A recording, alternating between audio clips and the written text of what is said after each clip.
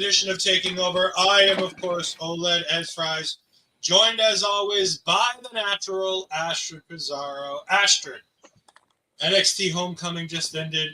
We'd be remiss if we didn't talk about how great was it to hear that opening theme one more time. I was stomping my feet at home. Why? They did this to me tonight. I almost cried. NXT Homecoming was indeed a show. But that's not the show we're here to talk about. We're here to talk about Action Wrestling, which you can catch at action-wrestling.square.site. Or, more importantly, if you want to watch all their shows, or at least most of them, go to independentwrestling.tv. Go ahead and sign up for $11 a month, $10.99, I think it is, something like that. It's a fantastic service. You get hundreds of different professional wrestling companies with a multitude, or dare I say, a plethora of shows to be able to watch from each of those different organizations. I knew it was coming. But we are here to talk about it. We've got some friends in the chat. We've got Zach Minger in here saying Happy National Banana Bread Day. We've got our local establishment that must be Bobby saying Bomaye. Bobby also says, oh no, he didn't. He did, because it was there. We have our friend Joe Hulk in the chat. Hello, Joe. Thank you for joining us for another live one. Hopefully you're here and not working, but if you're working, I appreciate you stopping by. We always appreciate our friends. Brett Martinez, a friend of Ring Respect Radio, jumping in, talk all about Action Wrestling. Bobby Munson also says, hello, friends. How are you doing? We're good. We're good. We had a great NXT to watch to, get psyched for this. I had a very fun and interesting meeting before NXT where I got some toys, so I'm very excited for that. Some toys. I'm officially now bound for glory. Yes. We love to see it. It was a dicey road to be bound for glory, but I am indeed currently now bound for glory. Hey, we found a way. That's all that matters. We did. Speaking of ways, we got our friend Millie in the chat, who I had to talk to about today's show because I had to get some perspective. We'll talk about that in a minute. We got Lewis in the chat. Hello, Lewis. Sorry to occupy your Tuesday night still, but, you'll get the weekend. And, of course, Joe's like, oh, I'm here tonight. I'm off. Well, we appreciate you stopping by and talking with us. Action Pro Wrestling started in 2018. They run mostly down in the South, mostly in Georgia. This show happens to come from Tyrone, Georgia. I don't know where that is. I'm going to assume it's close to where Cody Rhodes lives, close to where AJ Styles lives, because it's Georgia. And those are the only things I know about Georgia. So we're going to assume it's close to Atlanta. We don't know. Hide their hair, we don't know of where it is. However, we do have a fun card here. But as always, I want Astrid's first opinions on this promotion. Every time we go to a new promotion, I want to get your thoughts. First, I want to get the positives. What are the things you liked about Action Wrestling? Because we have to be fair and critical. There were some things that both of us didn't love. There was a lot to love about Action Pro Wrestling. Tell me, what are some of the things you loved? I felt like I really enjoyed the fact that every match is a little bit different, and I think everything was enjoyable for different reasons too. I didn't have a match that I could tell you that I was bored or anything with, like I was just interested in. I enjoyed every one of them so far. And it made me want to introduce me to some new people, some of the more familiar faces, some of them were new people as well. So that was also a good one to see. My only downfall, I think, was, I have two, I think. One of them was definitely commentary with a certain line that I didn't enjoy. And when they were basically screaming very often while I was watching it. So that really, I didn't want to hear the commentary when that was happening, unfortunately. The other part would be with the camera movement kind of changing very often. But again, it's it's an indie company. I don't want to complain, let's say, too much, because I know it's a smaller company. Hopefully things I can improve in the future, but overall I had a good experience with it.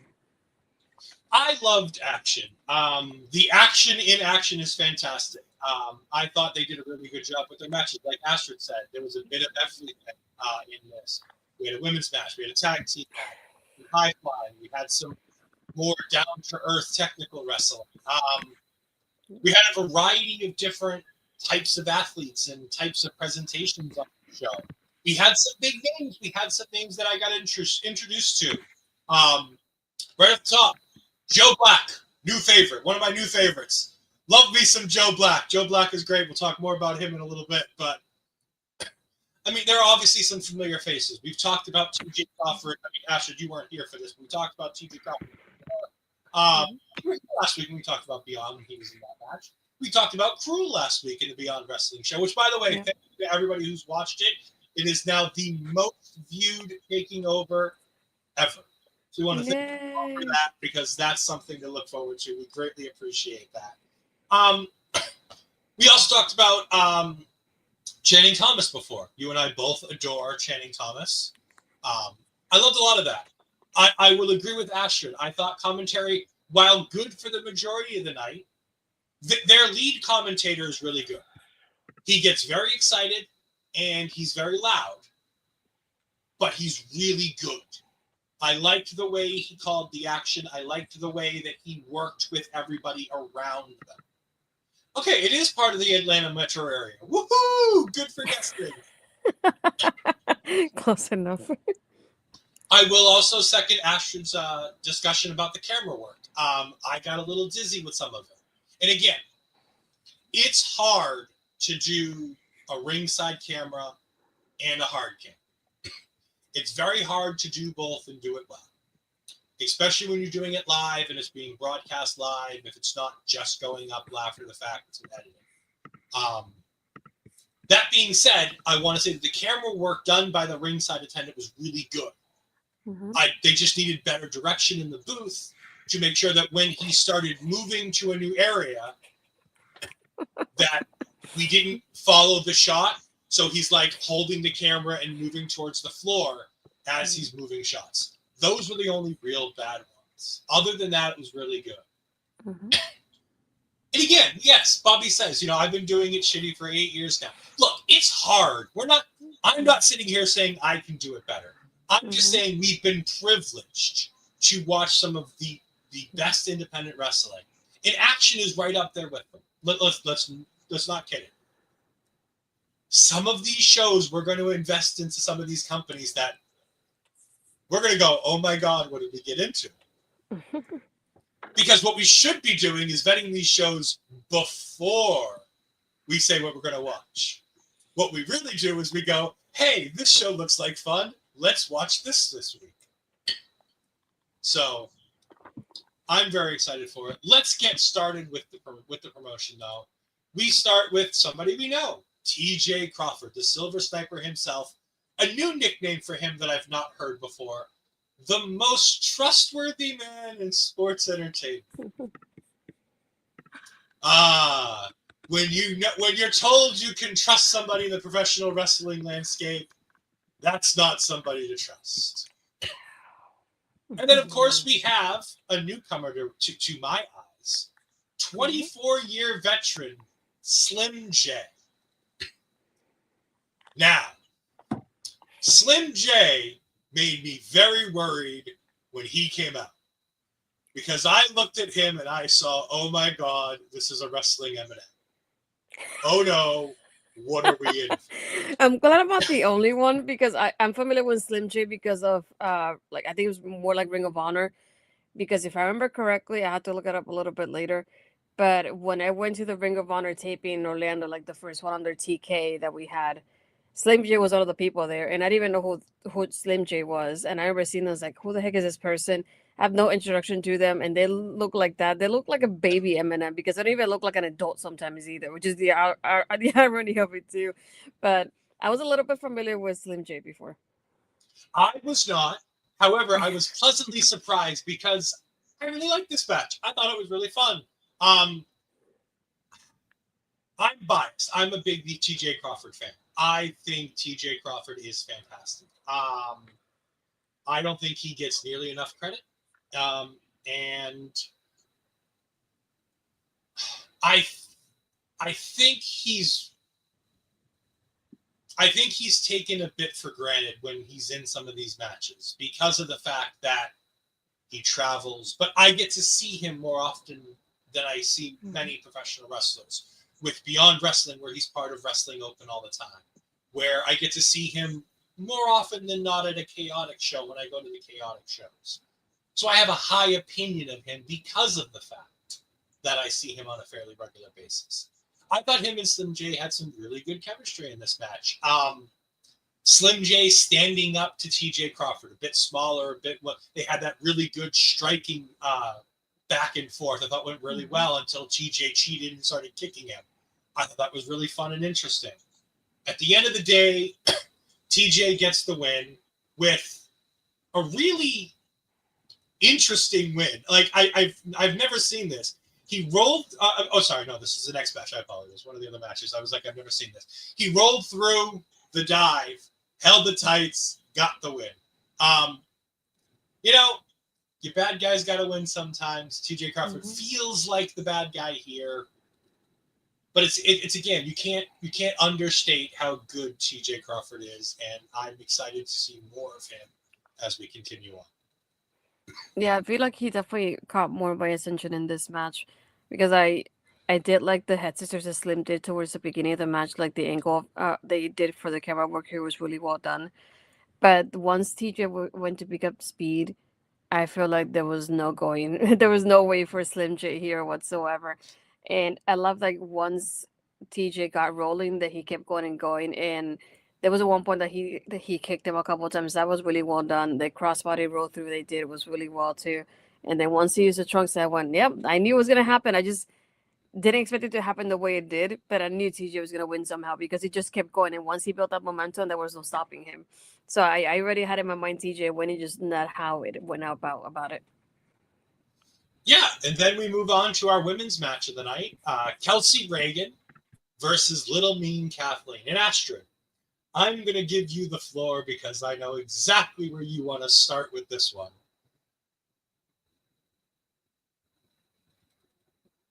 Let me double check here. There we go. This is the part that I was very disappointed with commentary because I understand, as I like to say, Elmo K or Kathleen, as I like to go by. I know Kathleen's character, but I feel like it's at the same time you need to know how to like discuss what her character is without really going a little bit too much and going like, ugh, that's not something I wanted to hear. And at one point, one of the guys from commentary, don't know which one it was, says that she is mentally ill. And I went, why are we saying this? I'm like, just let her portray that with her character, if that's what her character is, for example. But you don't have to literally say it like that. And I went, ugh. I feel like I was the emoji with the smiley yikes, when I heard this, and I was not happy about it. But at the same time, I ignored it so I could keep watching the girls match because the only girls match on the card. Hoping that as we pick up and we keep watching action, I do have a little bit more women's matches. It's the only one that we had on the card and the only women's presence whatsoever on the whole show. So that's something I am curious more about. So I definitely want to check with Bryn about that part of it because I definitely want to see more women's actions here. But this one was one that I liked their chemistry. I just didn't particularly like the ending per se. I was hoping for a clean finish, and I feel like they were doing really well, picking up momentum with each other, a great back and forth, and then they had the angle with Kathleen's knee, and that's what they used. I thought at the end that maybe she was gonna use the knee to um, play possum in a way with Kelsey, but at the same time, Kelsey's it's mostly a heel. So I thought that really wouldn't work out if it was the other way around. It would have made sense. So that was something that I wasn't expecting the way it ended with Kelsey. And they said by submission, but even though she really just, I would say not a draw, but say that the referee called it out or something like that. I don't know if it felt weird saying that it was by submission when she didn't tap out per se. I don't know. I went back and watched it again. She does. So I agree with everything you said. I thought it was a bit questionable for the talent-based commentator. So they had a rotating cast of characters come in and do commentary. At this point, it was one of the heels. I believe they're a manager of some ilk. Come in and do some commentary. He says the mentally ill line, which I didn't love. I understand where he's going with it because, like you, I understand LMK's character, and it's a fair representation of the character she portrays. She's a little wild, she's a little wacky, she's a little nuts. But there are other words we can use other than mentally ill. I thought there was a lot of really good stuff in here. I was very, very pleasantly surprised with Kelsey Raegan. This is my first opportunity to get a look at her, and wow, she's something. Like,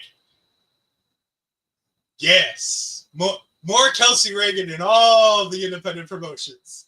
I'm not going to be disappointed to see more of her. She's a great heel, though. I would say that, like, based on her work here, definitely keep her as a heel. Oh, no, I agree. I'm not saying turn her babyface. I'm just saying I need to see more of her everywhere. No, I'm just complimenting her heel work, like, as a whole here. Mm-hmm. I thought she was fantastic here.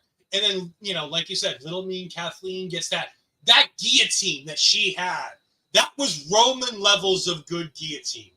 Because, like, there are really good guillotines. Like, Roman had a really interesting, good version of that guillotine that I loved when he was doing that guillotine portion of his heel run as the tribal chief.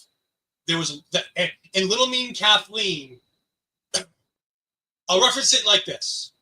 There's a certain person in WWE who we don't talk about who does a Kimura. And then we have Thea Hale who does a very shitty Kimura. Little Mean Kathleen didn't feel like the Thea Hale of the guillotine. She locked that shit in good. It was deep. It was tough. She was hanging back off of her. Big ups to Kelsey Raegan for being able to. And again, Little Mean Kathleen isn't large by any means. There's a reason why they call her Little Mean Kathleen. But to support that body weight in that position for the minute or two that she did was sensational by Kelsey Raegan. The knee injury is a bit unfortunate. I felt like it was a referee stoppage until I looked back in. Kelsey gets like one weird-looking submission in, and you see LMK tap to get the submission, to get the finish over, because that's apparently what was always probably going to be the finish, is that Raegan was going to win in some form or fashion, and we got it. Little Mean Kathleen is great. She makes you believe she's the toughest person. I agree. I have never... And by the way, I'm going to shout out another promotion that I don't think we're ever going to talk about here, because I don't think I can ever actually get Astrid to do this. But there's a promotion up here called Rad Pro Wrestling. Rad Pro Wrestling is a promotion stuck in the 90s. So they believe in kayfabe that their promotion is in the 90s, based on WWE. So all of the characters in this promotion act as if they're 90s WWE style gimmicks. Little Mean Kathleen plays an old lady grandma in that promotion. And it's sensational. Sensational. I love Little Mean Kathleen. She is indeed fantastic. I'm glad that she tweeted out that she wasn't hurt. I'm glad that she's doing all right. Well, I'm sorry. She tweeted that she's alive. She can't tweet whether or not she's injured or not. Yeah, but I'll say for this being the only women's match, like I said, I will give props to Kelsey's heel work. She does great as a heel from her entrance to her wrestling and even on her way out.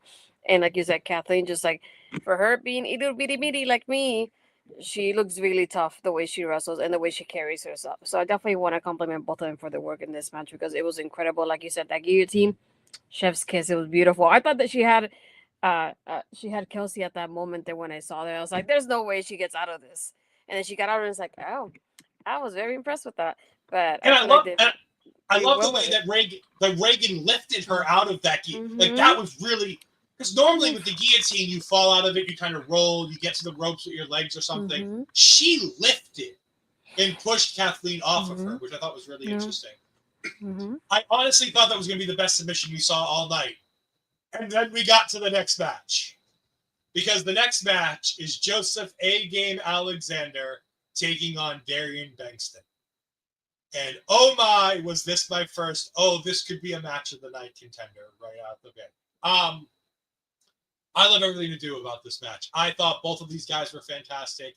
I'm slightly familiar with the name Joseph A-Game whether it be with the wrestling club, Victor Tyler Perry's wrestling club. Joseph A-Game is a part of a promotion that they've been involved with.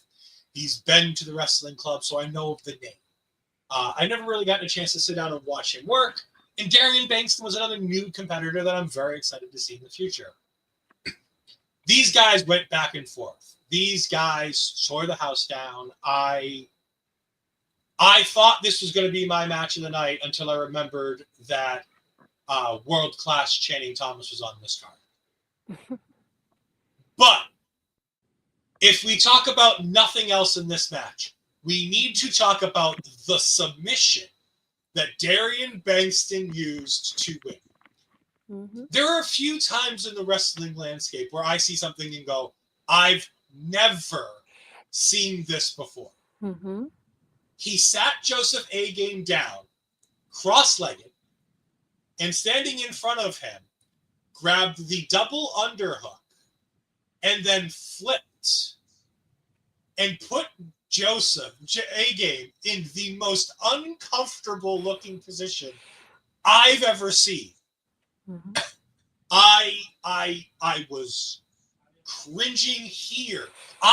When I was watching the match again today, I tapped out while I was working because I felt the pain that much from that. It was sensational. Yeah. And I didn't know what to call it either. It was one of those, like, not only that submission, but at the beginning, he does a submission and a bridge around the beginning of the match itself. And I love Darian's submissions through, like, this whole match. Is like, this is his thing. Please keep going because I adore it so far. There was at one point he did an uppercut to him and then a kick right after it. That combination was amazing. And I really like Darian. I want to see more of him so far. Joseph as well, but Darian was the one that really caught my attention more in this match, and they did great together. And I would say Darian was definitely my MVP in this match. Yeah, and Darian will now be taking on their world champion Tim Bosby at the next show. So I'm very excited. I'm very excited to keep an eye on that one because I've heard about how good Tim Bosby can be, and if Darian can put up anything like he put up here, it's going to be sensational. I agree with Willie. I think LMK versus Layla Hirsch could be something fun for the little itty bitty girls to go ahead and be able to have. I mean, I'd almost call them minis because they're almost mini size when it comes to Layla and LMK. 5 Feet of Fury indeed. We then get Bobby's favorite portion of the night. Alex Beaumaye himself, Kane, comes out, formerly MLW's Alex Kane, the former MLW world champion, taking on Kasey Owens, and I kept thinking TNA because it's not the good hands like in TNA, it's the good hand. No. Yes, I had to keep reading it a few times. I'm like, wait, it sounds like TNA, guys, and I had to realize it wasn't. But yes, I kept going the same place. In my mind, I kept picturing them. I was like, that's not it. Yeah, it is. This was indeed not. What's his name? John. What's his name? Skylar? Yeah, John Skylar. That's the name. Mm-hmm. The good hand. Yep. Fun size. Oh yeah. Oh no. They would tear me apart, and I'd enjoy every moment of it. But anyways, focusing on this match and not on getting my body ripped apart by little mean Kathleen and Layla Hirsch. Anyways, Kasey Owens versus Alex Kane. Astrid, go ahead and give some thoughts on this match. Right. To begin, I really like that, like, three amigos that Alex did to begin the match. Obviously, I would feel bad for him because it's basically a 3-on-1 match. It's not just Alex Kane one-on-one with Kasey. So we have a couple of times that Tyler comes in to distract the referee somehow and to help out in Kasey in any way, shape, or form that he can, because they have their foot on the ropes too, and there's so many like instances where they have a back and forth here, and yeah, you end up feeling bad for Alex because it's not a fair chance for him whatsoever being in this match, but he tries his best, and then how else can you describe it? I think it was a fun match, but it was one of those that I would have done with one maybe, but there was a lot of referee distractions, but It's a heel team, so it's bound to happen more than once somehow. But I like that at least Alex comes back to get some revenge later on. This referee is the blindest referee I've ever seen in my entire fucking life. Like, there were moments where he was like looking at the cheating and going, I'm going to give you a warning because God forbid you keep cheating. I go do my best foghorn leghorn here. I'll go get you. No, I thought this match was great. Alex Kane is the suplex assassin for a reason.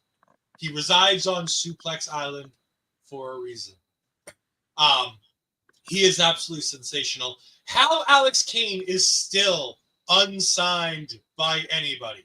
TNA, AEW, WWE NXT. Like, how he's unsigned by any of these companies is a goddamn shame. Like, I get he may be loving doing the indies, but he's one of the most talented professional wrestlers in the world. The Bomaye gimmick, and I know Bobby's going to get on me for calling this a gimmick, but the Bomaye gimmick, this Bomaye Fight Club, you could take this from promotion to promotion or to a promotion, and you could hurt business or hurt syndicate the Bomaye Fight Club into a sensational part of your roster. Because everybody has a group of people who aren't taken the right way. Look at NXT with Dark State. You could put Alex Kane as the figurehead to Dark State in a heartbeat. I think that would work. You could put him in TNA, and you could package him with Mustafa Ali in that group. I think putting him with Ali and giving Ali a big here wouldn't be a bad way to get him implemented in there. Where was this show broadcast? This show was broadcast up here, Independent Wrestling TV. If you are looking for them on Twitter, it is Indie Wrestling on Twitter. They are a fantastic service. I'll go ahead and pull it up right now. I always like to advertise for them because, again, we've done, the last 4 or 5 shows have all been based off of this. But we'll do a nice little ad for everybody here because we love Independent Wrestling TV, and hopefully we're going to get them to be a sponsor on the show at some point. But Independent Wrestling TV, when you sign up, looks like this. And they talk about what's going on this week. And it's available on all kinds of streaming platforms. You can get it on Google Play, Apple TV, your App Store, Roku players, Amazon Fire, all the great things. The cool things they have is they have a streaming schedule. Tomorrow night, they're having a premiere of the Deathmatch Down Under with Wake Up the Dead. So Deathmatch Down Under is the promotion, and they're having their show. All of these shows are free with your subscription. So you can watch all of these fantastic different promotions. Or some of the shows, once they're done, go into the vault here, where you have the premium on-demand vault. And you have things like Wrestling Open, which was part of the Beyond Wrestling family that we watched last week. If we go further over, Power Pro Lucha, another company we're looking into potentially doing at the behest of our friend Bryn, who turned us on to Action Pro Wrestling. For those of you crazy enough and dumb enough to enjoy deathmatch wrestling, dumb enough, I apologize. For those of you crazy enough and sadistic enough to enjoy deathmatch wrestling, CZW's recent Tournament of Death that happened just this week is up here. The other thing is, if you don't want to do it that way, you can find your favorite promotion by going to the promotions tab. And like I said, there are all kinds of things. ICW, WXW, Wrestling Open, both Rhode Island and Worcester, New Texas Pro Wrestling, Action, Limitless. And again, Dreamwave. We love Dreamwave. Like I said, these are just the top ones that they have on their promotional page. They have different tabs that are full of other promotions that have a variety of events. Some of them are older, some of them are newer. But you have all kinds of different stuff going on here. Something I think I might want to do with Astrid at some point. I don't know how much Astrid likes The Masked Singer. But if you like The Masked Singer, during the pandemic, they did The Masked Wrestler, where you had wrestlers wrestle matches, and whoever lost got eliminated. And you had people trying to guess what wrestler it is. Yes, so much independent wrestling indeed. Indeed, Last Emperor. I do.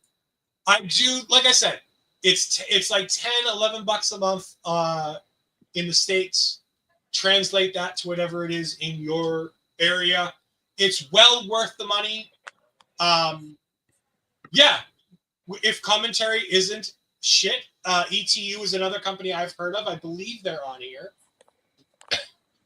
I can look that up right now under the A tab. A through F tab. ETU. Yes, ETU Wrestling is in here indeed. Oh, and they got a fun one coming up later this month. Ashley, you might like this one. Josh Bishop versus the Key to the East champion, Mike Santana. Yes. So maybe that's a show we do in October. But like I said, indie wrestling is fantastic. Like I said, that's where we've gotten a huge... Oh, he's an American. Okay. I know he enjoys the Australian promotions that we cover. So that's why I thought he might be one of the Australians that we have that joins us. But yes, all kinds of great independent wrestling on there. We're excited to be utilizing it to go ahead and show you guys all of this. And that's where you can watch these shows ahead of time to be in the chat, talk about the matches that we watch as opposed to us just telling you about these fantastic matches. Speaking of other fantastic matches, we're going to go ahead and jump into our next match. Yes. This is where I got to meet Joe Black. But no? No love for the pun? All right, fine. Perhaps. No And doing other stuff too at the same time. Anyways, Joe Black versus Tyson Malrick. Now, I will say I had to look multiple times and listen multiple times to understand how to pronunciate Malrick. Because it looks like it'd be simple enough. But I think I said it 5 times differently in my head before I heard them say it. This was the closest to a comedy match we had all night. I think Tyson Malrick is fantastic. I loved the way he worked this match. I thought it was sensational. The idea that he kept thinking that he was getting the better of Joe Black throughout this entire match. Like, he'd do a chop, and then he'd walk away like, ha ha, I did it. And Joe would just be standing there like bouncing his pecs. The charisma from Joe Black in this match. It felt like he was never not in control of this. The moves he pulled out was sensational. Everything about this was great. Joe gets the big win. Again, all love to Tyson. When you have these matches to put over a charisma magnet like Joe Black, you need somebody to be the fool. And Tyson played the fool perfectly in this match. We then get my least favorite in-ring portion of the show. Goodbye. Have a great night. And yes, you will see Papa Smokes and Bobby Munson this Thursday on Ring Respect Radio. And I might even show up because it's trivia. But we all know Munson likes to fuck on me on trivia because I kept winning too much. Yes. Too much winning for me, so Munson tried to screw me. So I've missed a couple trivias because I was avoiding Munson screwing me over. Anyways, Matt Sells. Oh, Matt Sells. Oh, I have thoughts and opinions. So first, he stole the whole Pete weight, bruiser weight thing and calls himself the Boozer weight, which is very indie wrestling. He then, you're an El Asesino fan, so you know you're in for a rough night on Thursday. I mean, you know.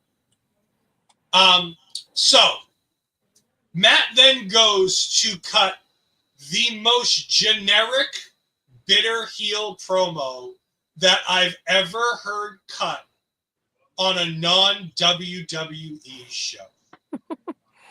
Like, I felt like this promo was written by Brian Gewirtz. That's how generic bitter heel promo this was. It's all your people's fault that I'm not at the top of the card. And every year at the anniversary show, I get shit on. And this year I had to put myself on commentary to get myself a spot on the anniversary show. And bitch, bitch, bitch, moan, moan, moan, whine, whine, whine. God, I didn't love this promo. And then before this, he had attacked Joe with the chair, and he DDT'd him on the chair. So I was already going to hate him anyways.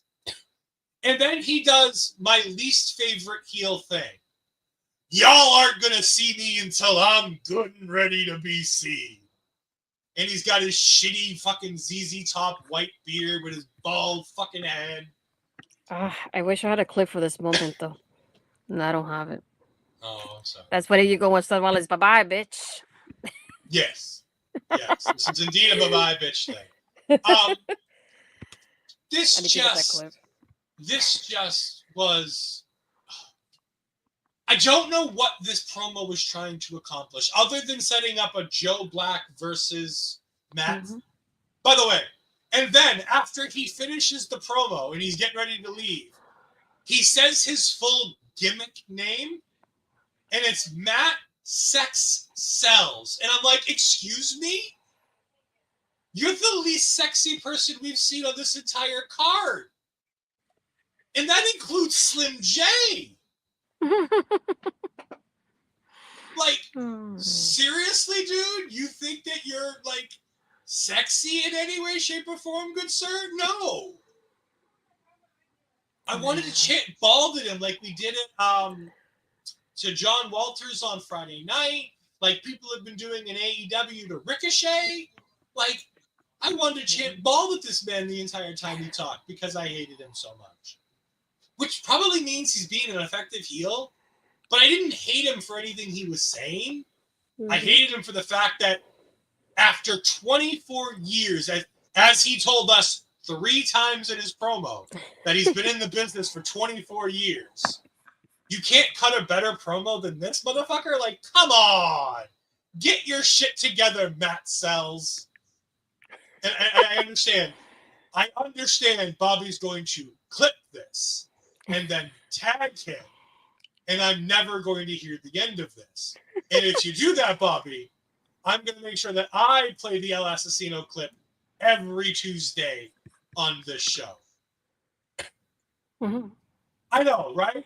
Matt Sex Sells. And again, while Astrid talks about the Joe Black Tyson Malrick match and her thoughts on this promo, I'm going to go. I just let my program do. Yeah, You still take requests when Astrid asks for them. I know that because I've seen the clips from the last few weeks. Oh my goodness! I mean, if we have a clippable moment, might as well clip it, right? Especially when we make each other die on stream. No, I enjoy the match, but this is one of those, like, it felt more like see, it's not always me. See, I'm not the only one. Thank you. Joe reminded me a lot, to be ironic with this, but he reminded me a lot of Samoa Joe. Like the kind of like cool type kind of guy that you just want to cheer on for him every time. That's what it felt like. And I really enjoyed him, and I like the energy that he brings too. So I'm glad at the end that he was like in control of the match and he still won the match. It wasn't one of those like the person's in control and then the other person wins at the end. I'm glad it wasn't that. But I felt like even the match itself, it was fun, but I don't like that after the ending it was ruined by him getting attacked by Matt. Because I feel like it went well, and then I was forwarding anything in between, like the announcing, for example, just so I could just watch the wrestling aspect of the show. So I almost skipped this part until I saw Matt come in, and then I went back and started watching it. But like you said, that promo is one of those like what we call the you people promos. Always you caused this and you did this and you did that. I was like, okay, we heard this how many times by now? And it's still gonna happen and continue happening for years, it looks like at this point. You're muted if you're trying to talk for real. Making sure. Look at this man. Like, look at him. No. Does this scream sex sells? Like, not in my book. Look at this jabroni. Look at him. And I mean, I'm sure our friends at Action Wrestling wouldn't care if we played the clip, but I'm just like, look, he's just so unattractive. I mean, he's no Osiris Griffin. Let's call a spade a spade. He's no Osiris Griffin. No, Bobby. And Bobby's cut off. Bobby's been apparently indulging in the weed and the booze too much tonight. You know what? You know why Bobby likes him? Because he's the boozer way. That's why Bobby likes him. Because he's Canadian and the beer thing. No booze. Okay. I was right about half of it then. Anyways, Astrid, I'm sorry. I interrupted you. That was pretty much it. I like Joe more than anything. I enjoyed the match, but I just didn't like that it was ruined by the attack afterwards. And the promo wasn't even, it was okay, but it wasn't anything out of the ordinary. Yeah, I wasn't entirely a fan of it. So, like I said, I'll just say it again. For a guy who's 24 years in the business, you feel like he could cut a better promo. Like, I'm gonna take my merch and go home. Okay, so you're gonna make even less money because you're gonna take your merch and go home. Like, it's just, there was so much I hated about this. Something I didn't necessarily hate was the Tyrone street fight between Adrian Alanis and Bobby Flaco. And I kept hearing Bobby Flaco, and I just kept thinking Joe Flacco, and I kept thinking football. And I kept getting confused. One of the guys' music starts playing, and is an instant attack. They fight outside the arena, outside to the table, where there's some guy eating, and they're fighting around him. And then Bobby climbed a fucking tree. With children in the tree, he climbed the tree and jumped off of it. And I'm like, what in God's creation are we watching here? Like, what the hell is this? And at that point, I thought we'd seen it all. I thought we'd seen everything we needed to see. But this is the moment where I did indeed have to reach out to our good friend, Millie. Because during this match, Bobby Flaco took a wheelchair-bound fan at ringside, tilted him back. And by the way, I played a clip of this for her to figure out, is this appropriate or offensive? Because I could end up on both sides of it's fun and funny. And yes, Millie says, oh, geez. It's fun and funny, but at the same time, I'm not somebody from that community. I don't know if this is considered okay or not. So, as Millie has stated before, that she is wheelchair bound. So I wanted to go to Millie and be like, is this something accessible? Is this something fun? If you were this fan at ringside, would you have been okay with this? She thought it was great. She thought it was fun. She also made sure to point out that no contact was made with the fan's feet hitting the guy's face. And again, typical professional wrestling. You know, there's very little contact made in a lot of professional wrestling, so it made a lot of sense that there was none there. But for me, it was one of the most pivotal portions of the matches because it was the moment where I go, I don't know how this plays for people other than me, because I have a dark sense of humor. There are a lot of things that I find funny that I shouldn't find funny, especially in this last week. But that's why I needed to bounce it off somebody with more responsible than myself. Because as I've said in the private our local establishment chats, I'm a child. I'm the person in the meme where there's a person running around going, I need an adult. I need an adult. Oh, wait. I am an adult. I need an adult. You're adults. Because I'm not the adult in the room. I'm never the adult in the room. And Astrid and Bobby and Mel and anybody in those chats can tell you, I'm not the let's think this out. Let's make sure to make a measured response to things. I'm not that person. So I had to reach out to other people who might be those people. And then Astrid gets to see her first independent door. What did you think of seeing a door as opposed to a table? I don't mind it though. It's just something that you kind of expect the table to happen first and then the door coming a little bit later. That's the only thing. But no, I think it's a different kind of visual. It doesn't happen often, so might as well make something out of it somehow. And I like the way it happened because it was Adrian doing a power bomb through the door there. So why not? It was fun. Like you said, I was not a fan of how it started, being that it was backstage because of the cameras and everything. But I know they made it work towards the beginning there at least. And I like having the camera showing so much of the fans as they're going throughout the venue here. It wasn't just set up in one place. They found out to give us a camera by the ringside and one wherever they were to chase them, basically, as the match was happening. So we were able to follow the action as it happened.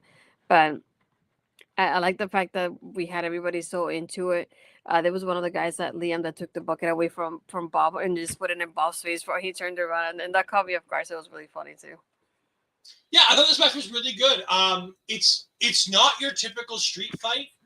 It's very different, and indie doors are built differently. Yes. Doors, I think, are cheaper than buying tables, to be honest with you. I think that's why they do it. Because, like, a hollow door is relatively cheap at, like, a Home Depot. So you get a few of those. Because tables can be expensive. Plus, you got to be careful with there's so much surrounding the table with the metal on the back and the metal underneath. And you got to gimmick it the right way. Whereas a door, it's hollow. You just throw the guy through it and call it a day. So, doors on the independent scene are way more widely available than watching a table match. I thought, like I said, I thought this was fun. I thought it was a lot of fun. It's a very different take on a street fight that I hadn't seen before. And that's good. Something different, something interesting, something unique. That's why like I said, Action Pro Wrestling was really good for this because of the fact that we got some different stuff. We still use tables around these parts. People sell them cheap in yard sales. Yeah. But sometimes it's hard to get enough tables for your yard sales. So, you gotta, back and forth it. Tell that to the tables and doors used at Eve. Hey, Eve is an entirely different beast. They have the De Niro over in Eve because they got the good talent over there at Eve. And again, we're looking into trying to figure out how to properly do it for the team here at our local establishment to be able to watch Eve shows. Yeah, they do refuse to break. I've seen some footage of some Eve stuff where they are the table. If you've ever watched some Botchamania, no, doesn't look like Ashley's ever watched some Botchamania, so it's fine. Here and there, but not my cup of tea. Really, I'm surprised. I figured you'd be a Botchamania person. What did you think of the Young Bucks getting a knife sent in the mail? Plus the letter. I just love that BTE is back. I love it. I'm happy. Billy, what? Billy, like, excuse. Wait. We need context to this, not just like that. He meant in BTE, not in real life. Just so you know. Well, BTE is real life. It's a vlog. Yeah, but it didn't happen from like in real life, like a threat or anything like that. I don't know. It sounded pretty threatening to me when the note says, "For the next time you want to stab me in the back, Jack." Let's just say, "Cry me a river," okay? That's all we can say for now. Hey, you know what? Jack Perry's on my Christmas card list this year because if it wasn't for Jack Perry, I wouldn't have gotten to see AJ Lee return to the wrestling ring. Because Lord knows it wasn't happening in the other place. Anyways, back to topics that we're supposed to be talking about, as opposed to Ed talking about knives in the mail. It's still so confusing to me why they think that would even get sent in the mail, because it would never have gone through the mail, ever. Like, one of the things they ask you at the post office is there any weaponry or anything in the box? Again, sorry, distracted. I apologize. The Action Tag Team Championships with Top Team, not America's Top Team, which is the TNA faction led by Dan Lambert. I believe it was in AEW too, right? When Dan Lambert worked in AEW with Sammy Guevara, it was American Top Team as well, correct? Yeah, but when I saw this name, I kept thinking of Top Flight, not Top Team. Oh, okay. I kept thinking. I was like, yeah. I kept seeing stupid Dan Lambert bitching, whining, moaning with his fucking fat ass face. No, that's one of those things. You know, the thing they give you Men in the Black that you want to take off from your memory. That's what I do with him. Yeah, whatever that's called. That. The Neuralizer, big Men in Black fan. With Jay Lucas and the best name in professional wrestling, Terry Yaki. Just hands down the best name in professional wrestling. It's so Terry Yaki. When I typed it out, I couldn't believe what I was reading, and I was like, I can't wait to hear it being announced or in commentary. And once I heard it, I died laughing. I was like, this guy is very clever. I give him props for this. I adore the name. Terry Yaki. And they took on the Good Hand, made up of guys we've seen before. Suge D, which is, I believe, Sugar Duncanson, if I'm correct. Right? He was also one of the people that AEW used a lot during the pandemic as well. That's how I had seen of him before. And that's why I was saying it. That's why I think it's Sugar. That's the name, right? Yeah. Sugar Duncanson. He was the AEW.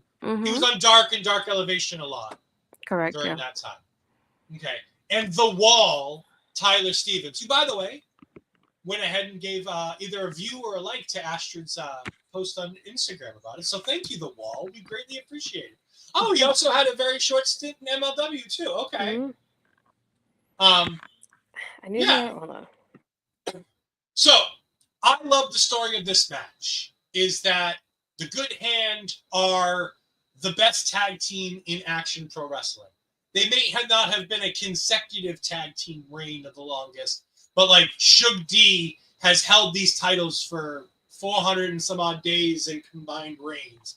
And he feels like he's the best tag team wrestler in Action Pro Wrestling, which makes a lot of sense. So it makes them the bad heels, but also it makes them the favorites in the match. Mm-hmm. And then you have this young, up-and-coming top team with Jay Lucas and Teriyaki in here.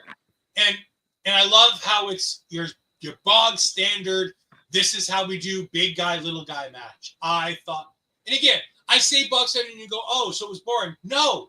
They did a really good job of making it interesting, about making it a little bit different. I thought this was really good. I love a lot of this. Most importantly, I love that this continues the storyline from earlier with Alex Kane and the Good Hand. Mm-hmm. By having Kasey Owens out there, Kasey Owens pulls the referee out. And again, every time somebody on the outside pulls a referee out, I think that should instantly mean that they get kicked out of a match. I feel like that's the easiest and best way to do these things. But for some reason, professional referees are the dumbest people on 2 feet. Not you, Daphne. Daphne, you're great. We all know who I'm talking about. She's having a tough time. I know she's off Twitter. I apologize for your loss. But referees are some of the dumbest names in all of professional wrestling. Mm-hmm. I mean, some of them can count. They gotta. You know what? Referees can count to 10. Or if you're in New Japan, you have to count to 20. Red Shoes has to count to 20. That's a lot. Poor Red They Shoes. get knocked out as easy as Ring Boys. That is true. What did you think of this match between Top Team and the Good Hand? I enjoy this a lot more because this is one, like I said before, like my type of style with like the high flying and the fast pace of it. And Top Team was one that I really enjoyed watching here. I like the fact that we have the tag team champions isolating the opposite team every so often that they could, and thinking this is our formula to be able to finish this match. And then with like kind of like we had earlier with the Alex K match. This is more like a 3-on-2 sort of match here, rather than a tag team match. And I'm glad we had Alex coming here and even the odds and take away Kasey, so that way it will be more 1-on-1. They also like isolated Tyler at one point, so it's ironic because he's the bigger guy. So I'm glad they kind of got rid of him in that sort of way in the match, so that way they could focus on Suge, which I remembered later, and I kept thinking in my mind when I heard his name. I kept thinking of the name that Jericho gave him, so I kept thinking, "Oh, it's Pineapple Pete." That's the one I always kept thinking about the whole time while I was watching this, but I had to make sure not to put that name on the notes so I wouldn't confuse myself later. Um, but yeah, I like the fact that they isolated Tyler to the point that once they had him alone, then they were able to win the match and win the tag team titles. And I'm glad to have such a like young team, and I like their style and everything. So it was a really fun match all together. Yeah, I mean, you can't say anything more than this. God, Top Team was so fun and so interesting. And again, they're so fun and interesting for a new viewer because they're so juxtaposed to Suge D, to The Wall, Tyler Stevens. And you've got to give them the credit there because you've got to have the big guys who can do the work in order to make the little guys look as good as they do. Because the little guys can only look this good when the big guys do their part. So big ups to Suge, big up to Tyler Stevens. I thought they were fantastic in this. But obviously the ones coming out of it, Teriyaki, Jay Lucas, your new Action Pro Wrestling Tag Team Champions, the Top Team. And now the Top Team is the top team in Action Pro Wrestling. Ba-dum-bum. We then get to one of my favorite matches, because of course it was going to be. Because on loan from the Dallas wrestling territory, Channing Thomas, thank God, without Sydney Bakabella. Fun story. It has nothing to do with this show, but it does have to do with this weekend. I saw the Chaotic Show this weekend on Friday, and Sydney Bakabella was there with John Walters, and he decided he wanted to get involved physically in the ring in the match with the Monarchy, because the Monarchy was fighting under Monarchy rules, so it meant it was a 3-on-2 handicap match. So he decided he was going to even the odds, and he pulled off his shirt, and he has the worst tattoo I've ever seen on his back. Like, the worst tattoo. So when he decided to get out of the ring and not hurt himself, he was standing just mere feet away from me. So I yelled at him, "Hey, Sydney, what the fuck is that tattoo supposed to be, and where did you get it?" And he didn't respond. So I yelled it again. And he didn't respond. So I yelled it one more time. And oh boy, he heard it that time. And he turned and he looked at me with all the anger and all the passion he could bottle up. And he yelled at me, "It's from prison!" And I just went, "Oh, thanks." And I gave a thumbs up. He yelled at me so loudly that now I'm a big guy, so I sit on the corners of the ring. So we sit front row on the corner. So I sit on the very outside. Directly in front of me at all of these shows is the security. So we have like the ring boys, as most would call them, but security. And after I got yelled at by Sydney Bakabella, the security guard looked at me and goes, "Well, that was something." And I went, "Yeah, but I got my answer." And he goes, "At what expense?" And I go, "Well, I'm not getting an autograph from Sydney Bakabella anytime soon."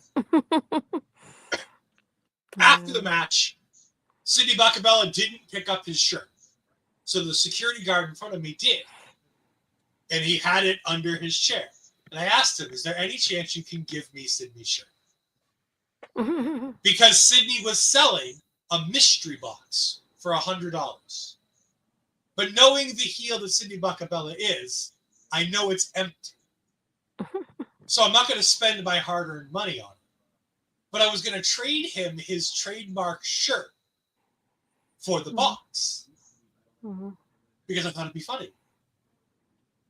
But the security guard was like, I can't afford to have Mr. Bacabella mad at me. I saw the way he looked at you.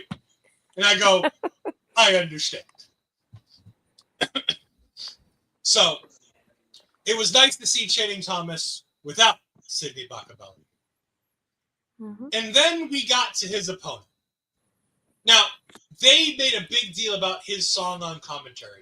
Did you hear the music for him on commentary? I told you I was skipping most of the stuff that wasn't wrestling so I could finish it. Okay. I have the clip I was going to upload that I forgot. Yes. So his opponent was indeed Adam Priest.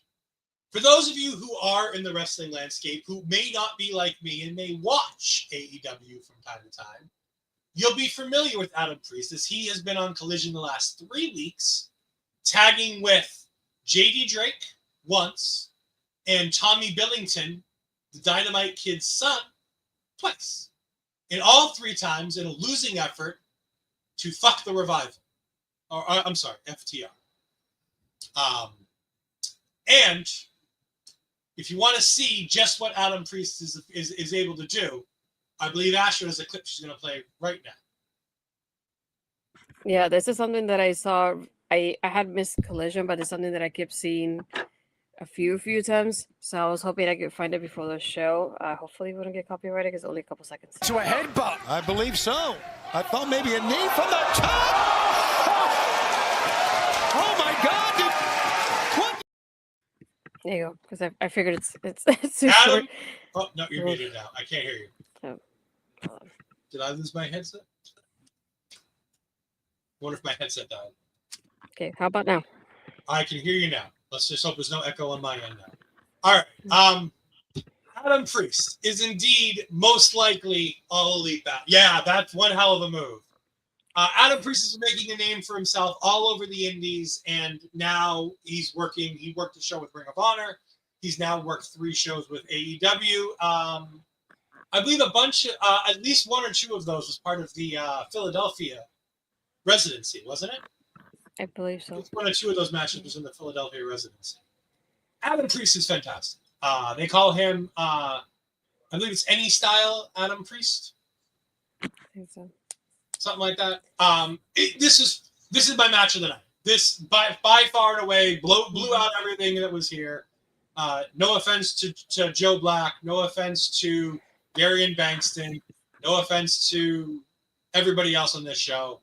This is the match of the night. And it was always going to be the match of the night because this is 2 guys who should be on one weekly television show, whether it's TNA, whether it's WWE, or whether it's AEW.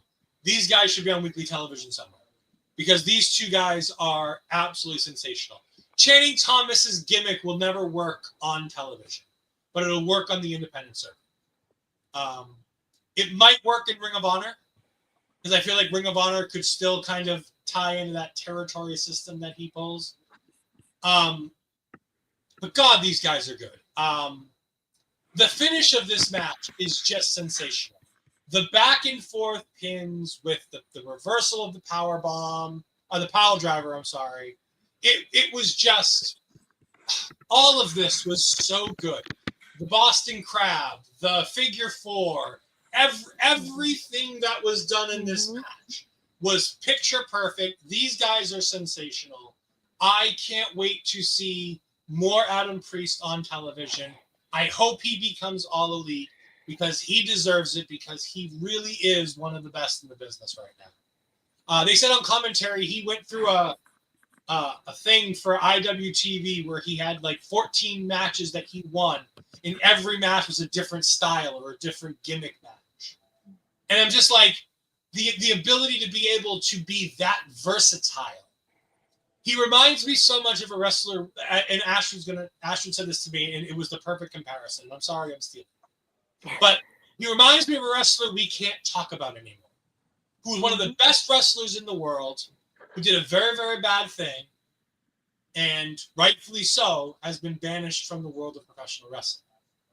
But that professional wrestler, while in the ring, was one of the best wrestlers and could adapt to everybody and anybody. And Adam Priest, not only does he kind of look a little bit like him in some ways, he absolutely wrestles like him in almost every way. This match was sensational. Big ups to both of them. Hopefully you both get signed if that's your idea. Priest, you're right on the cusp of it, so hopefully you get it, because I think you could do great things in All Elite Wrestling, good sir. I mean, yeah, you said it. It's like oh, now I'm echoing. I hate it. But anyway, it was one of those that once I saw him, I was like, he just reminds me so much of him. And I didn't want to say it, but I was like, I hope I don't sound offensive when I say this. But I was like, he reminds me of that somebody a lot. And him and Eddie are the two of the three people that I enjoy the most while I was watching wrestling. And I feel like nobody does it like either one of them. There's nobody that can replicate what they have done. And Adam Priest he does so much like it. It was just so uncanny. I feel like I was watching him all over again. I was like, I remember those days when I was watching SmackDown and watching him. And it made me kind of like nostalgic thinking about it. But like you said, even from the build to like the way he wrestles, I was like, this is scary good how he does it so well, and how he does it. I don't say exactly, but like he does it pretty well like him. And once I saw him, I kept thinking about that clip from Collision, so I knew I had to find it somehow and be able to show it, because it's one of those things that that's what I keep seeing from Collision more than anything, because people are so impressed and talking about Adam Priest right now. And after seeing this bunch, it's like I understand where they're coming from. So I really hope he does get that All Elite graphic pretty soon as well. Yeah, he's the, somebody who I follow a lot, because she does interviews with so many different independent talent, especially those up here in the Northeast. Queen of the Indies, Tiffany. I adore her. We tried to play her clip going into the Narcissistic Behavior show, because she had a fantastic clip from Richard Holiday as he was promoting that show beforehand. She does incredible work with a lot of different talent, and she is one of the biggest Adam Priest fans. So everybody's waiting for her reaction to seeing that All Elite graphic as soon as it comes up, and hopefully it'll come up soon. Adam gets the win, as he should. But again, nothing to take away from Channing Thomas. Like you said, nobody can do what either of these guys do, because Channing Thomas, he replicates that 80s Ric Flair in such a way that's so unbelievably great. Like, he has that feel with the robe and the hair and the look, and he's got the hairy chest like all those guys from that decade did. And he carries himself in that way. And again, it goes all the way back to his introductions. Like, with the gimmick with him and Sidney Bacabella being that they're territory guys, saying that he's world class from the Dallas territory, a.k.a. World Class Championship Wrestling, WCCW, the Von Erich territory from Dallas back in the 70s and the 80s and things like that. Like, it's just so great to see him living that gimmick and being able to do it. He can do anything. Like, we saw him working as a member of Starstruck on the Beyond show. So it's not like he's stuck in this one gimmick that he has to be this old school wrestler. He can do it all. And he can be something more flamboyant, more flashy, and more current. But the idea that this is who he is and this is what he does, it's just such a good look for him. It brings out the best of him. And these two brought out the best in each other. And I just can't say enough good things. And I'm mostly stalling because I want to love the main event. But this is a bit of a clusterfuck. And it was always going to be a clusterfuck, because we have Team Action Wrestling taking on Team New South Pro Wrestling. So, like Chaotic has a sister promotion, like Beyond has Wrestling Open, a lot of, like we've talked about, the independent wrestling organizations love to work with each other. Chaotic had a match between Team CAP, Creative Pro Wrestling Academy, because they have a talent exchange with the people at Creative Pro Wrestling, to be able to go ahead and send talent from New Jersey up here, and we send talent down there. It's a great work, and it's done good for both companies.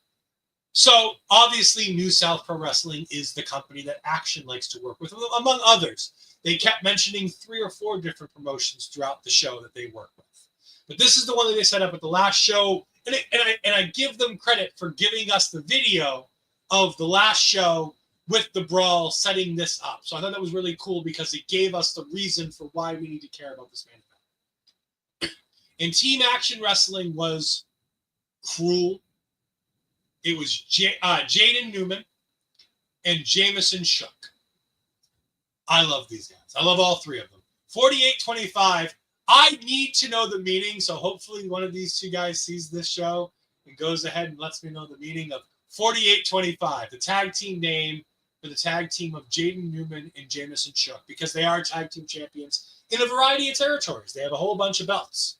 I had to look high and low to try to find a good promo photo for them. By the way, guys, if you are watching it, independent wrestlers as a whole, please, for the love of God, on your social medias, pin a nice promo photo that could be used as a PNG for thumbnails, because for the love of God, I don't like to have to go through your fucking Facebooks to find good photos. So pin it to your Twitter, pin it to your Instagram, pin good photos, clean action, like non-action photos. Please, for the love of God, it makes my job so much easier making graphics for this show. And then we had Team New South Pro Wrestling. Oh boy. If Teriyaki was the best name in independent wrestling, then New South Pro Wrestling has some of the worst. We have, checks notes, Big Dave. Keyword, he's big. Good job, Dave. By the way, that New South Pro Wrestling Championship, it's just a big fucking gold square with some leather attached. Come on, New South Pro Wrestling. Get some good titles. Come on. That thing is an obscene mess. We also have Sean Christopher. You spelled Sean wrong, but otherwise, fine. Nothing wrong with your name. You're approved. And then we have the Barefoot Wonder himself, Cabana Man Dan. What in the fuck is that for a wrestling name? He just belongs in the Flintstones. That's what it looks like. By the way, I'm done with all of these barefoot jabroni wrestlers. And that includes, unfortunately, Speedball Mike Bailey. No, don't say that. No. I love Speedball, but wrestlers, for the love of God, please put some fucking shoes on. Like, no, you can wear Chucks like AJ Lee. You can wear Vans like AJ Lee. You don't have to wear wrestling boots. But for the love of God, put something on your feet. This includes Cabana Man Dan. This includes Matt, I'm a super dumbass Riddle. And this also includes, unfortunately, the wonderful and talented Mike Speedball Bailey. No, not Speedball. And by the way, if you haven't seen it, go watch his recent vlog where he tried to learn the Mina dance. Because, double chef's kiss. Him trying to learn how to do the Mina dance. We need to have Melba show him. He had Mina showing him. I mean, there's nobody better. I love Mel Ball too, but there's nobody better than Mina trying to show you how to do the Mina dance. But at least she was Mina approved, so it's the same thing. No, I agree, but I mean, why get a teacher when you can have the inventor? You know what I'm saying? It's like, we love Mel Ball, but like Mike Speedball Bailey has access to Mina. And by the way, who wouldn't want to watch Mina dance? That's true. Anyways, Astrid, I do want you to talk about. Do you have anything to say on the names of the professional wrestlers from New South Pro Wrestling? Or you're gonna let me sit in that puddle of doo-doo all by myself? No, you said it already. I don't have to say it, but Cabana Man Dan, he just belongs in the Flintstones. That's all I can think about. Yes, I'm aging myself by saying that, okay? I know that. But still, he belongs there. Yeah, this was one of those matches that was just like a hot mess, but I want to say kind of like in a comedy way, because they started outside. The match didn't start till like a minute or two after. So we had to wait. And I don't think was there anybody inside the ring when the bell rang? Because I didn't see anybody in the ring. They were outside, not even in the ring. They were about to go in the ring. They're like, it's official now. I'm like, but there's nobody there yet. But that's another story. But I feel like it's one of those like fun things like when they do. It's kind of similar when Debbie had that era when they had like the 8-10 Diva tag matches and they all had the move that they do like for funsies, like the suplex thing, whatever it's called, that they all do that, or the Tower of Doom, things like that. And that's what it felt like when they have like the moment that we have both teams face to face and they do that brawl and everything. So I think this was more of a match to be more like to have funsies rather to be serious. That's why to me I would have put Adam Priest and Channing as the main event instead of this. I would have switched those two because that one felt more important in the way that it was delivered than this one was. But it was just like one of the matches. Like we're just doing this for funsies to end the show. So it wasn't as seriously as I thought it was gonna be in the main event. But it was fun, though. I really enjoyed, and the two people that stood out to me in this match, and again, Krule always stands out to me because, again, as I said to Astrid, hold on, I gotta pull it back up again. I thought I still had it in here. How can you not notice this guy?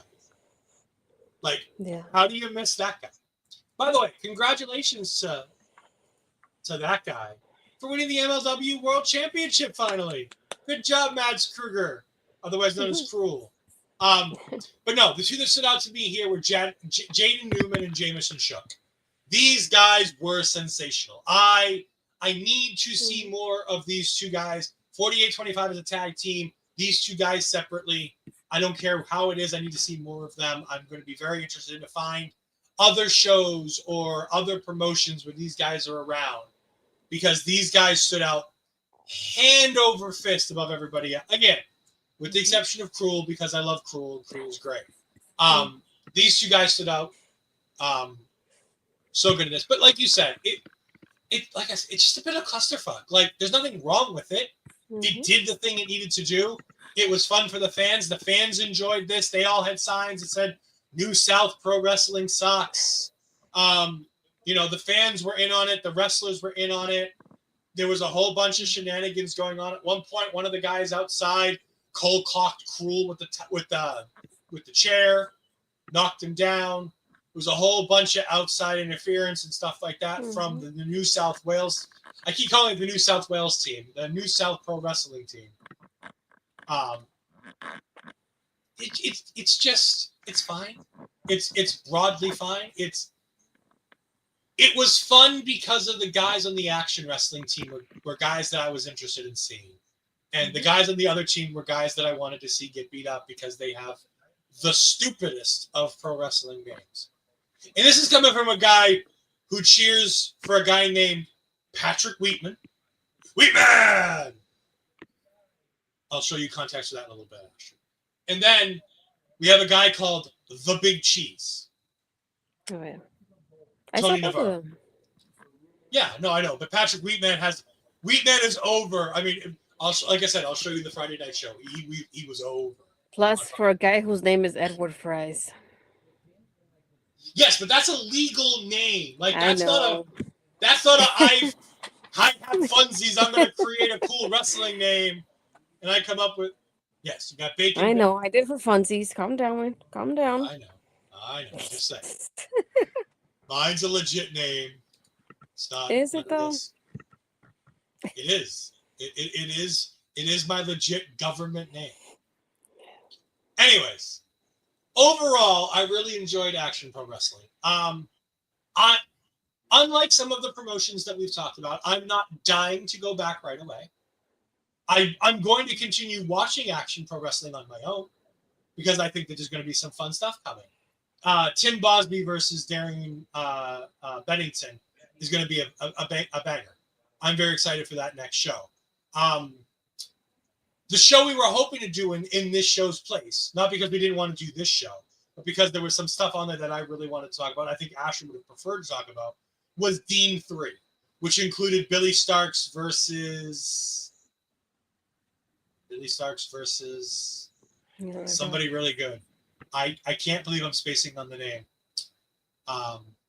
But it had Billy Starks on it. It was a co-promotion between Ring of Honor. The only problem was it was on Honor Club, and neither of us have Honor Club anymore.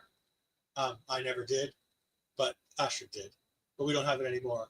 And it would have been, a little bit tougher to get everybody to see it because it just came out on Thursday on Nicole Honor. Matthews, I think. Yes, there it is. The Ninja Nicole Matthews from Canada. That's why I remembered it, because she's from Canada. Yeah, there's a lot of good stuff on that show. So if you do have Honor Club, I do suggest watching Dean 3 because there's a bunch of fun stuff on there. I'm very excited for it to come to IWTV or their YouTube channel in the near future so we can go ahead and watch it. Again, we love Action Pro Wrestling. I think there's a lot to like here.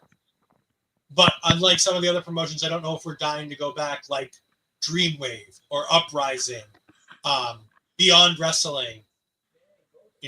Those are some that have really stuck out to me as like they're must watches now. Like I'm just counting the days down to the end of October where Dreamwave's coming back with that Buried Alive match between Dijak and the big guy over there in Dreamwave. The one with the concussion, we felt was a little bit weird that they were still doing the match even though they were saying he had a concussion. I don't remember. I have to look back. It's fine. It's fine. I got a bad memory, okay? Astrid, tell the good people where they can find you and all of your great stuff. Okay. Double check it real quick. Okay, I got everything. You can find me on my Twitter is in Blue Skies Astrid Pizarro. My Instagram and Threads is Astrid Pizarro 20, and I uploaded it now. There you go. That is the link to my Hot Topic storefront that you can use now. It's kind of like the W Shop affiliate. The prices are basically the same, but if you scan it, I get a percentage of that, just like we do with the shop affiliate. I know they released the NXT like throwback T-shirts now because of the homecoming show. So if you're looking to get one of those, you can just scan the QR code from the W Shop affiliate there too. And if you want another cool shirt, I know we haven't talked about it in a while, but there is the Astrid Pizarro shirt here, modeled by the great Melball Collins that you can see in the middle of the screen at foryourwear.com/Astrid-Pizarro/. So you can always definitely check out that as well. For me, I don't have any merch to hawk, unfortunately. So you can. Yes. Thank you indeed, Bobby Munson, for taking this. I mean, Mike the Ref is there too. You can find me on Twitter and Blue Sky at EdFries12584. You can find me on Twitch at twitch.tv/EdFries2002. At the end of the month, we've got another exciting episode of Marvel Talk coming up where me, Andre C., and the Empress of our local establishment, who is kicking all of the boys' asses in football. She is now officially at the top by herself in fantasy football. Just a spoiler for this Sunday's point of view. She is now the only person that's 2-0. STG, ironically, is the only person 0-2. And then there's the rest of us in the middle. So that's kind of fun. But yeah, you can catch us on Point of View. You can catch the three of us on Marvel Talk as we go ahead and talk all things Marvel Zombies at the end of the month. So we're very excited for that. It's going to be a good time. We're very, very intrigued by what's going to be happening there. Yes, I am talking shit after two. I'm going to talk shit the entire season no matter what position I'm in, just so we're clear. So, yeah, but, it is a long season. It is indeed a long season.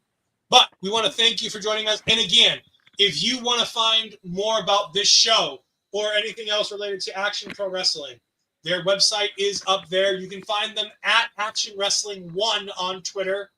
And you can go ahead and follow them. We hope you do, because we do know that they tweeted us out. We hope that there's some more that we can cover from them in the future because, like I said, there's a lot of people here that we liked. A lot of fun people here, so we hope we get to see more. Also, Action Pro Wrestling, get more women's wrestling. Come on. Get more women's wrestling.